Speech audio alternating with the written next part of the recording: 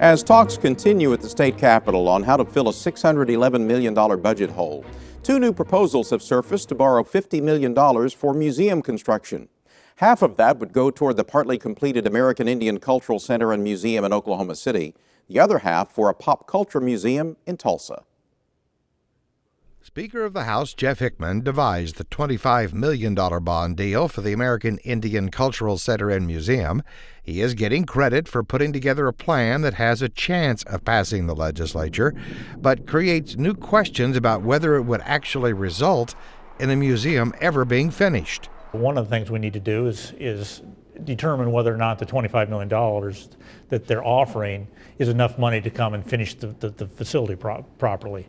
Oklahoma City City Manager Jim Couch thanked the Speaker for his efforts in coming up with the plan, but still gives it a lukewarm reception for a number of reasons. That $25 million is to be paired with $40 million in private funds, but it was supposed to be paired with $40 million in state funds.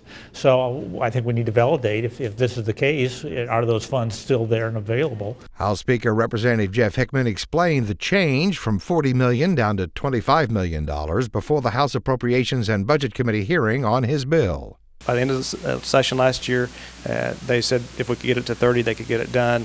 We identified another $5 million that could be deferred, and that's how you get to the $25 million. The committee did send the bill to the House floor on a vote of 21-5. City Manager Couch says Oklahoma City may have to hire an outside consultant and will likely take weeks, if not months, to decide whether they can agree with the bill. Our challenge is to evaluate this proposal and see if it'll work for the city.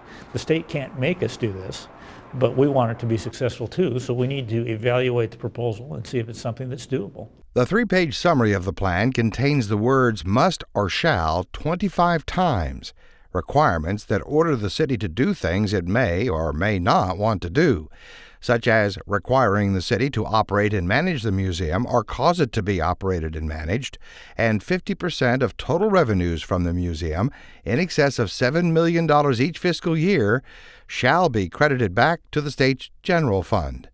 Oklahoma City State Senator David Holt says the proposal's requirements on Oklahoma City do have different meaning for different lawmakers. Some of those shalls are political shalls, maybe more than their policy shalls. I think they were intended to get certain votes in the House, and that is what it is. Senator Holt still thinks this deal is the best the city can expect to get from the state.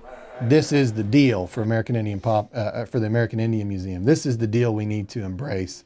It is our last best chance to get this complete. The original deal Oklahoma City made with the state for the museum land includes a clawback provision that allows the city to take everything back if the state doesn't complete the museum, an option City Manager Couch and Mayor Mick Cornett have already made clear they will consider. We do feel like we have a legal clawback and we can go get our land back. And what we would do at that point has not been decided. But Senator Holt sees such a move by the city as not a very good option. Why claim a property that is half finished when you can claim or receive a property that has got $25 million further along in its construction, plus all the private money? The state is spending nearly $2 million a year already to maintain and partially staff the American Indian Cultural Center and Museum. If the city agrees to the proposal, that money would go to retire the new $25 million bond issue. Meanwhile, State Senate President Pro Tem Brian Bingman's bill for a $25 million bond issue to build the OKPOP Museum in Tulsa cleared a Senate committee on a vote of 27-13. A number of Senate Republicans voted against the plan, in part because of opposition to going into debt. The money we would spend to pay back the bond issues for the American Indian Cultural Center and the Pop Culture Museum is money we are spending today. So it's not going to cost us any money that we're not used to spending. It will cost money.